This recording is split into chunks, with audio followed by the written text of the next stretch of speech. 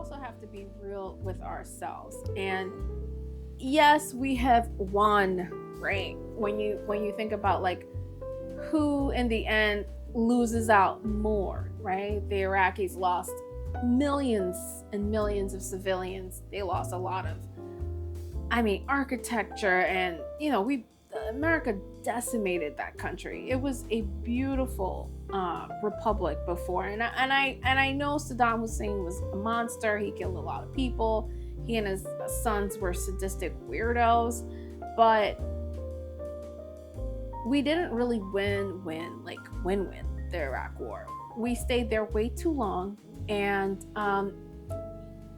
they're not really our allies. The same thing with Afghanistan.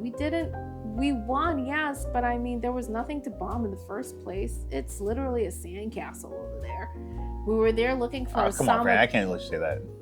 Afghanistan in 2001 when we went over there, what were we bombing? Have you ever seen the videos of? Yeah, you've seen the videos of Afghanistan. I don't call that country a sandcastle. That's a little racist. I'm not trying to be racist. I'm trying to be really real. Like, look. Oh, there's a fly in your wine, sis. It's okay. I'll drink it anyway. I'll drink the wine, the fly in the wine. And I'm not trying to be rude or disrespectful. I'm just saying Afghanistan didn't really have anything to really bomb. Like, we went over there looking for Osama bin Laden. Yes, we found him 20 years later and whatnot, but just the overall picture is like, what were we really doing over there? It took way too long. We spent way too much money. We tried to do nation building. It didn't work. No, it didn't. And they still don't like us, and the Taliban, like Scaramucci said, is still in place. Vietnam, pretty much the same thing. Like, they're not our allies, and I'm pretty sure they're still communists, and they still don't like us. So we haven't really won a war since, like come home with real pride, like since, yes, maybe the first Gulf War, but it was really a 3-day war, and there was really, a 3-day war isn't really a war, right? The Persian Gulf War. You could say it's a successful war with 23 days. It's a successful war, but most wars take a whole lot longer to win, but yes, mission accomplished indeed. But Scaramucci is basically saying, like, dude, like, this whole concept of us going into a place, like, what we're doing now is we're staying too long. Yeah. We're using up way too much resources, and we are literally bankrupting our country, going into other countries, trying to make them part of the United States. Just think about what the Bush administration did. Like, we went into Iraq, we went into Afghanistan, and for all intents and purposes, it has not helped us as a nation. Like, we have gone broker. There were, like, literally one of the last American soldiers to die in Afghanistan was a kid who was born after the war started. Can you, I need you to sit there and think about this.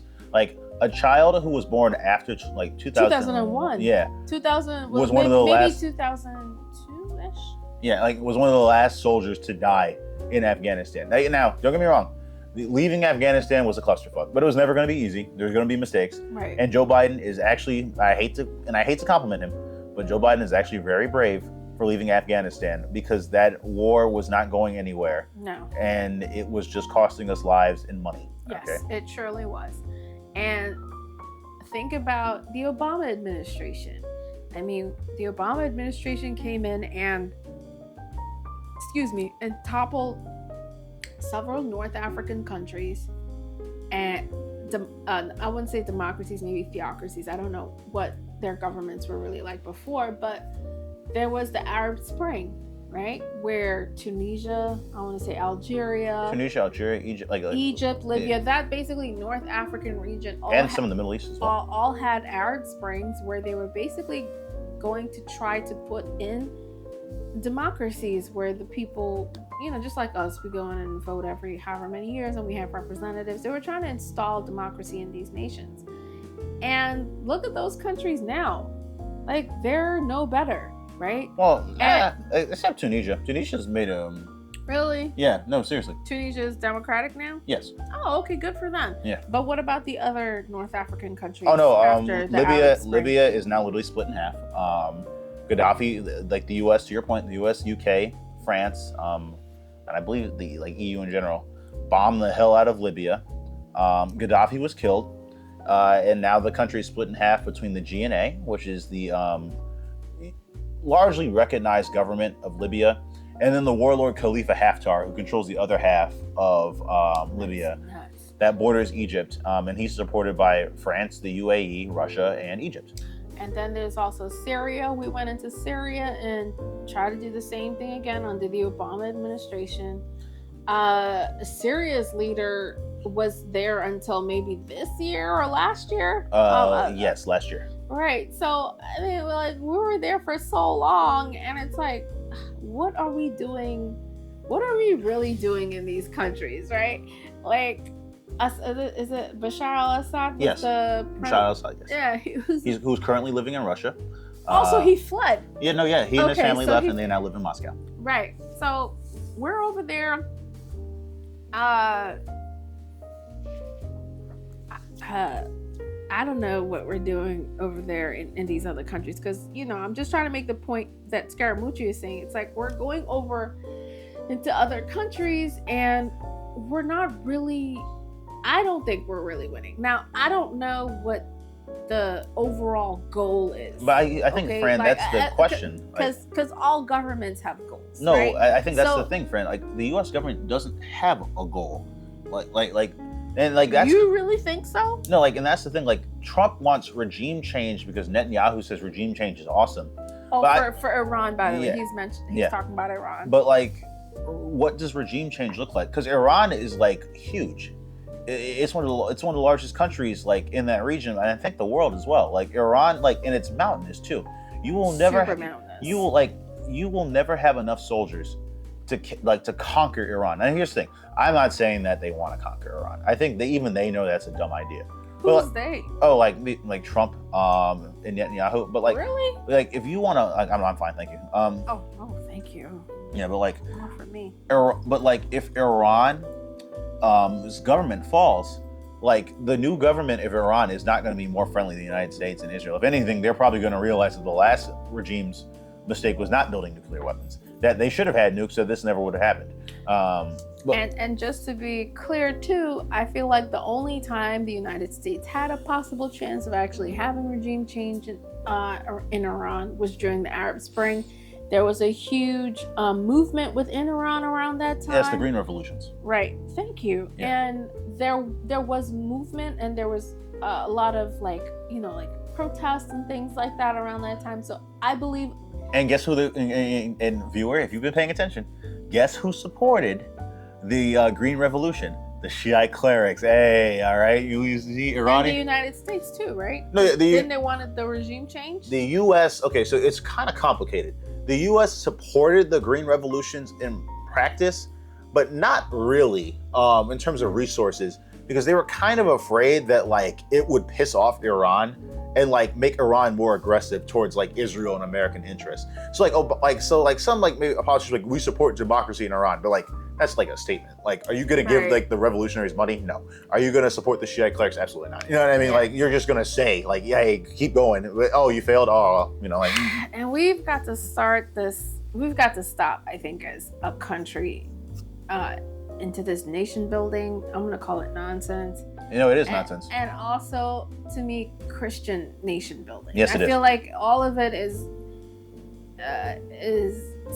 sometimes I feel like it's aimed towards democracy building, maybe spreading Christianity. I don't know if that's at the bottom of it all. Here's the thing. But we're never going to change Iran to a Christian-loving democracy. I don't even think we could really change it into a democracy. As it is right now. Well, democracy is bottom up, to your point. They're a theocracy. They love their religion. I feel like for them, it's worked for them. And I think to your point, Fran, the change has to come from the Iranian people. Yes, the U.S. can't enforce 100%. And I saw a video, I want to say today, of Israeli Prime Minister Benjamin Netanyahu, who, by the way, has been in power for almost 20 years. And he like was in power, I think, in the 90s, and then he left, and then he came back. I hate to say it, he's actually one of the best politicians on the face of the earth, because this man keeps winning elections despite being like corrupt as fuck. Like, the Israeli Supreme Court wanted to put him in jail like literally 2 years ago because he was caught on tape taking a bribe. Like, this man is he's really like an Israeli Trump. Like, it's kind of funny. Right. And he was in office, I don't know, was it the Clinton administration? I think so. Like, I remember like reading like an Israeli political scientist say like, if you're an Israeli child, the only prime minister you've ever known is Netanyahu. Like if you're like a kid, if you're an Israeli person under the age of 25, you've just seen Netanyahu. Wow, this is like who he is. That's right? crazy. Yeah. So he's essentially like some of our elected representatives in Congress and the House of Reps, just been in way too long. But that's not for us to say. If the Israeli people keep putting him in office, I mean, it's a sign of the weakness of the Israeli left. Right, but if they keep putting him in office and that's their electoral system, then he's representing the people there. But essentially, right now they're in a really precarious Israel is in a really precarious situation because they have I was talking about what Benjamin Netanyahu said the other day. Benjamin Netanyahu got on TV and basically said, this is the perfect time for the Iranian people to rise up and topple the government. And I really haven't heard any news that the people of Iran are looking to topple their government. If this was during the Obama administration, during the, like you said, the Green Revolution, where people were out in the street and protesting, then maybe I could see where he was coming from. But at this point in time, like, I haven't seen anything in the media. I don't know if the media is keeping this kind of information from us, but I haven't heard anything about the Iranian people wanting to topple the Ayatollah and their system over there. Well, here's the thing, okay? And so I was like, are you delusional? Like, where did you get this from? Here's the thing, like, Iran is like the US, all right? So a lot of the Ayatollah's power comes from poor areas of Iran that are largely rural, and like Damn, Robbie, you really did your research. Yeah, no, like they support the Ayatollah like government, but like if you live like in a large Iranian city like Tehran, you don't really support the Ayatollah. You see the corruption up close. You see the IRGC's corruption.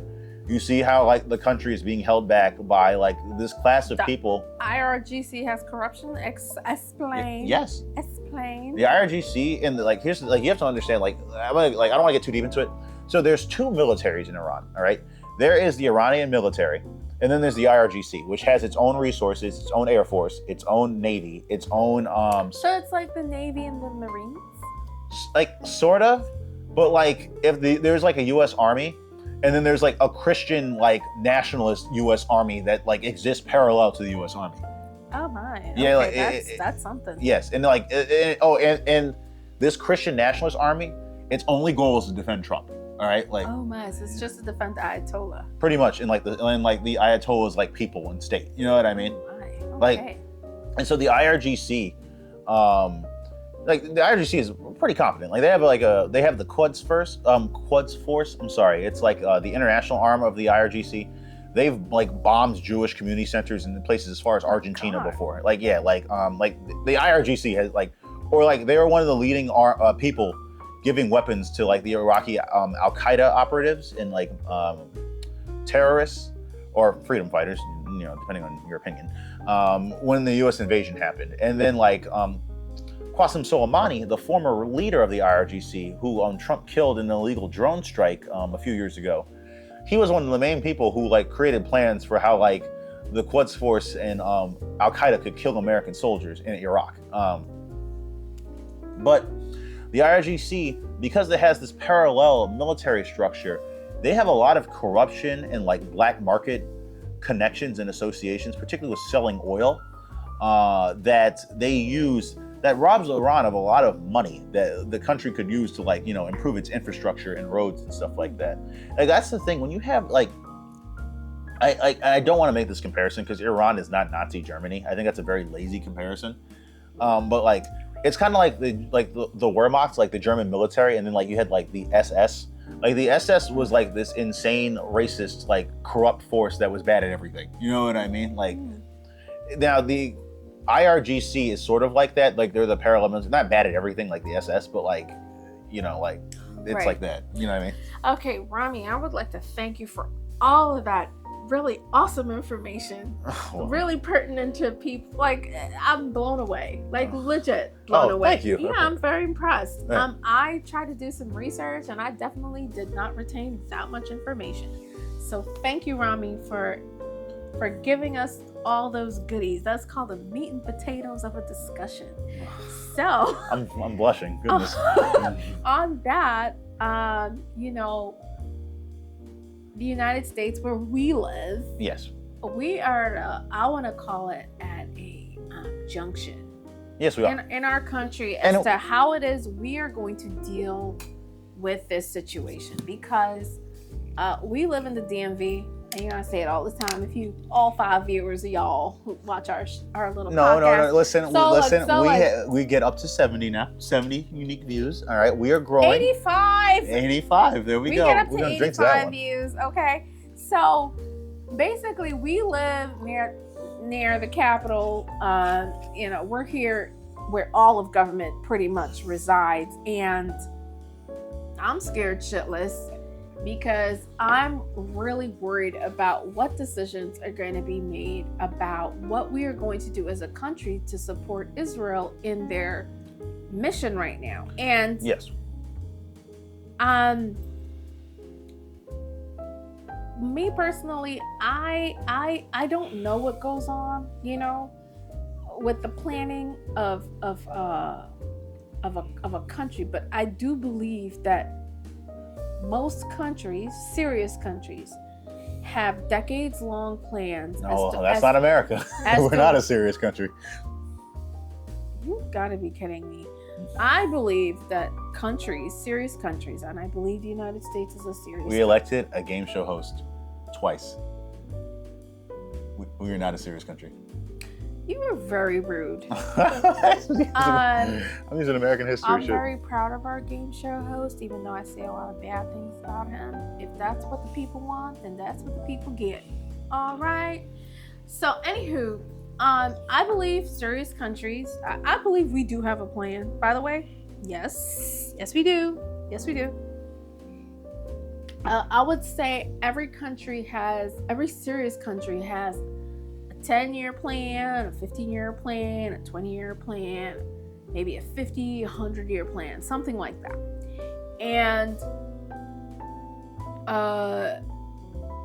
I believe serious countries have missions that they want to put into place. They have goals they want to meet and things like that. And we are at a junction right now where one of our plans, I think, is going awry. That's just me reading. I don't know if that's what it is. It's just a thinking person, a thoughtful person trying to put something out there. Because this situation with Israel, if you're watching right now, I don't think it's going the way the Israelis thought it was going to go. I don't think it's going the way we thought it was going to go. And our dear president, who said that if we elected Kamala would go into World War III, I think may drag us into World War III if we are not very calculated in our next move as to what it is we're going to do about this situation. So last week... Can I say something first? Sure. I agree with you. Thank you. Except for World War III. I don't think this will be World War III. Only because, like, a World War III would require, like, an entire global conflict, and, like, that's not going to happen. This is going to be a very, like, if it's, like, don't get me wrong, this is already a very bloody, localized Middle Eastern conflict. It's a horrible conflict. Yeah. I mean, it's Gaza's right there next to Israel. Israel's been decimating, Yes. destroying, and completely they're wiping out The Palestinian people. the Palestinian people, Yes. basically our population. They're committing a genocide. Yes. And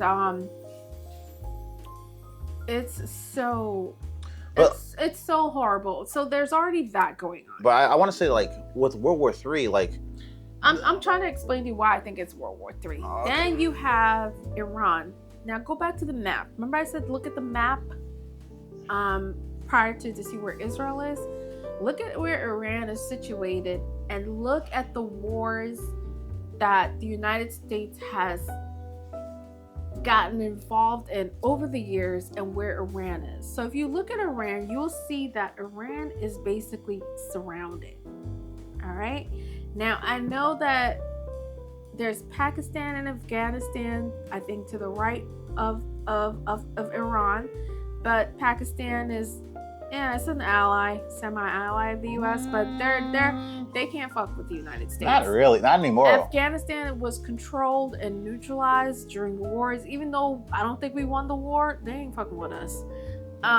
Then you have the stands that are right under Russia that I'm pretty sure don't want to be a part of Russia and whatnot. Oh, the Caucasus. Right, the Kazakhstans and Turkmenistans and all these other stands. No, but those are far. You're thinking of Armenia, Azerbaijan, and Georgia. Those are the Caucasus regions. I'm not talking about the Caucasus regions, and I'm talking about where Iran is. There's a couple of stand countries to like the northeast of Tehran, but then you'll see that there's Syria. You see Afghanistan. Yep. And obviously Israel is there too. But what you'll see is like Iran is basically Surrounded by U.S. military bases. It's surrounded, and I just feel like this could be a really the outcome could be horrible if Iran, Russia, and China now come together because now they're trying to form BRICS. All right, Fran, I just want to say that's where I disagree a little bit. I don't think Russia and China are going to get involved in that. Really? Russia's military has been fucked up and kind of like neutered by What about the Chinese? Ukraine. I'm sorry. China is not going to fight a war over Iran and Israel. Because one, China and Israel actually kind of have like a pretty useful trading relationship as well. Like Israel and China have gotten closer ties, which is actually something that has annoyed the U.S. Oh, wow. Yes. What? Mm-hmm. But secondly, China is focused on Taiwan. So like there's evidence that China is already giving Iran weapons and like drones so they can protect themselves. China's giving who weapons? Iran. Okay, so. But like, that sounds horrible. I mean, but like that's not the same thing as like China. Like, if you attack Iran, America, and Israel, we're gonna go to war with you. That would be actually a world war. Wait, say that again, because I'm not getting it. Okay, like China giving Iran weapons is like that's small stuff. Okay. Really? Yes. Now, if China was like, if Israel and America bomb Iran one more time, I will send if Xi Jinping said, I will send the entire force of the like PLA to fight like the United States and Israel, that's when you can start worrying about it being a global war. You know what I mean? PLA? The People's Liberation Army?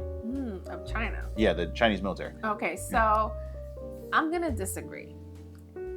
When I saw how Iran sent all these missiles over to Israel, I was like, oh my God. I've never seen anything like this before. So I said, did they get missiles from China? Because like you said, I don't think Russia has the capability because they're spending all of their money and resources on trying to surround and take over the Ukraine. So I was like, did China and Iran did they just hook up and now the missiles coming over to Israel are from China?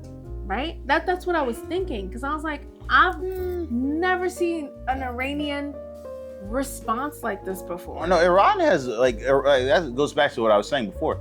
Iran is a modern developed country. Iran is internationally known for like their missile capabilities. Like they can build like a functioning. Really, the way it's going on right now, I've never seen it like this. No, yeah. Okay. Because Hezbollah gets a lot of their missiles from Iran. And Israel has always been worried about Hezbollah like using all their missiles on the north of Israel. Interesting. Mm-hmm. But as I'm watching everything unfold, I'm just terrified that China. That's me. I'm just thinking, China, Russia, China and Russia are gonna get together and form an alliance against the United States and Israel, and it's gonna be a real all out war, maybe in that region first, and possibly spread over to the United States. So on that, I would just like to say that one of the reasons why the United States has survived very many wars over the years is that it has kind of been isolated in the Western Hemisphere. And a lot of the wars that the United States has waged have been in other countries. And typically, except for like 9/11 and some, small terrorist attacks, typically, like, we don't really have... Or the War of 1812, we got our shit kicked in. Or domestic terrorists doing terrible things. We don't really, just talking about it within our times, we don't really have, like, missiles dropping over here or, really horrible things happening like the way it's happening right now in the Middle East. So we don't have any proxy stuff, going on, like Canada, Mexico trying to come in here. Trump, stuff. He's already saying Canada should be the 51st state. Right. Oh God. On that note. But I think we should try to wrap this up now. I agree. I have a question, maybe one or two questions for you. But the first question I have is, let's say Iran decides to strike Saudi Arabia or the UAE or Qatar to try to bring them into the regional conflict, where we have military installations and troops and bases. Trump has just gotten all these gifts from this region. And his sons have gotten billions of dollars, and he's gotten sponsorships for his failing golf clubs. So what will happen if Iran strikes a U.S. ally and drags those countries into the war after they have just lavished him with all these gifts? Like, what do you think will happen? Do you think they would partner with Iran, or do you think they would partner with us? I don't think those countries really want to be in it. Yeah, because they're staying quiet. Yeah, like it's crickets. Like, if anything, a lot of them have said stuff like, Israel, stop attacking Iran. Because they're destabilizing the entire region. Like, you know what I mean? Like, and here's the thing. Saudi Arabia and Iran have hated each other for decades. These two countries have never liked each other. But they still have, like, unofficial agreements. Like, Iran and Saudi Arabia, like, even if they, like, will, like, sometimes, like, they'll do a little drone strike on each other, or, like, one of their proxies, but, like, they don't bomb each other's oil fields, because both of them are, like, countries that, like, want to sell oil. So Saudi Arabia and Iran? Yes. Okay. So, like, Saudi Arabia and Iran are like, all right, like, we can fuck with each other, but let's not touch each other's money. And they're like, yeah, okay, that's fair. Yeah, sure. Like, you know what I mean? Like, bet. So I don't think Iran would really want to attack those countries per se, because they don't really want to, like, do that. Like, they're like, no, if you all are just staying out of it, that's perfect. You know what I mean? Like we want that. But secondly, like, if they were to bomb an American military base, I think you'd actually see the length of our relationship with those countries. A lot of those countries would be like, damn, that's crazy. You know what I mean? Like, because I'm Saudi Arabia, like, I'm telling you not to fight Iran. Iran ignores my oil field and then bombs your base. I don't care. Like, you know what I mean? Like, you think they'll just stay out of it anyway? Yeah, like, and like Saudi Arabia, as long as they don't bomb within the country to kill, like, civilians in their country. Mm-hmm. That's just me. What do you think? I look at it from more of the perspective of, it's been tiring and really concerning watching Israel kill all these, innocent Palestinians who are Arabs in that region. And I cannot imagine that Saudi Arabia, United Arab Emirates, and all these other Arab states are looking at that and going, yeah, that's okay. No. Okay. They don't, some like PSA, some of them don't care. Really? Yeah. No way. Or Egypt treats the Palestinians like shit too. When they try to cross over the border, Egypt sends them back. I didn't really think about Egypt per se, but I was thinking more Saudi Arabia, UAE, Qatar. You don't think they care? I think they don't like it on some level, but I think like the benefits of having a good relationship with America and Israel outweigh like the needs of the Palestinian people. What? Yeah.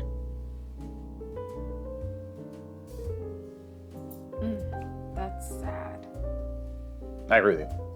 That's really, really sad. But yeah, I was thinking more along the lines of they would get mad. I would think that they would get mad because, I mean, these are Arabs. These are their. I agree with you. At the end of the day, they're not Jewish people. I thought if they bombed some of the strategic locations and or accidentally bombed maybe civilian locations, that maybe it would drag them into the war, and then they would all make Israel the, what do you call it? I thought they would just all gang up on Israel. That's what I was thinking might happen. And then that would drag the United States into an all-out war, and then it's curtains for the rest of us. That's what I was thinking could possibly happen. I hope you're right that that doesn't happen. It's sad to say, but I hope they don't care, because I don't want that smoke over here. I don't want to have to deal with this for much longer. It's really sad to see all these people, and civilians especially. Like, civilians don't sign up for this crap. No. Civilians in Israel, civilians in Palestine, civilians in Iran, they're not signed up for this, you know? If it was a fair war and people were all playing by the rules, you know, I don't want to see military individuals get killed as well. But if you sign up for the military, that's one of the possibilities. You know that at any point in time you could be struck by a foreign entity and be murdered. But for civilians, it's just completely unfair. And you know, I think to your point, Fran, like most Americans feel like you. Only 18% of Americans want a war with Iran. I don't want that smoke. And like the American foreign policy elite have been pushing for years, war with Iran, war with Iran, war with Iran. But no, your average American, we're tired. We're tired of useless conflicts. We're tired of endless conflicts, particularly those conflicts in the Middle East where it's like, I don't care about any of these countries. I don't give a fuck what they do. All right, yeah, the oil's over there, sure. And I know you want to control global oil trade, fine. But man, like, I don't give a fuck. Like, if Israel wants to fight Iran, those two countries can fight that out. I do not want American military personnel dying for Israel. Israel has the IDF. The IDF has a great military.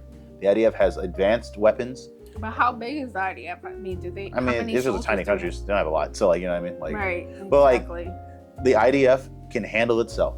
All right. Really? I know. I mean, like, and if they can't, then don't pick fights you can't win. You know, like shit. Like, you want to be a bully, like bully properly. Oh, my.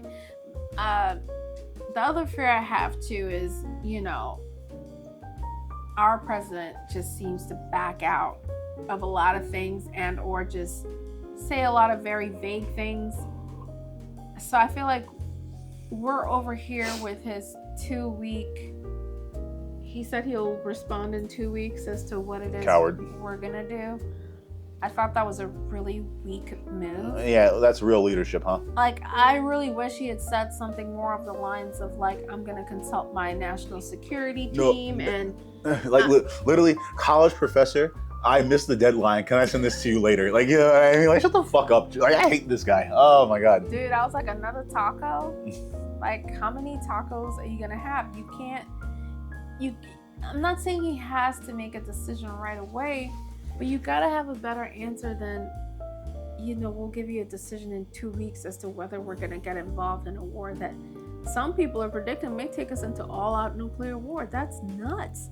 Like, we needed a better answer. The better answer would have been like, hey, I'm gonna talk to my Security Council and my, you know, national advisors, the Joint Chiefs, the Secretary of Defense, et cetera, et cetera. I'm gonna talk to my cabinet and get back to you. I don't even care if he never got back to us. Like, this whole 2-week thing, it's also getting really old. Like, we need real answers, and we also need real solutions moving on. Like, we need solutions in this country.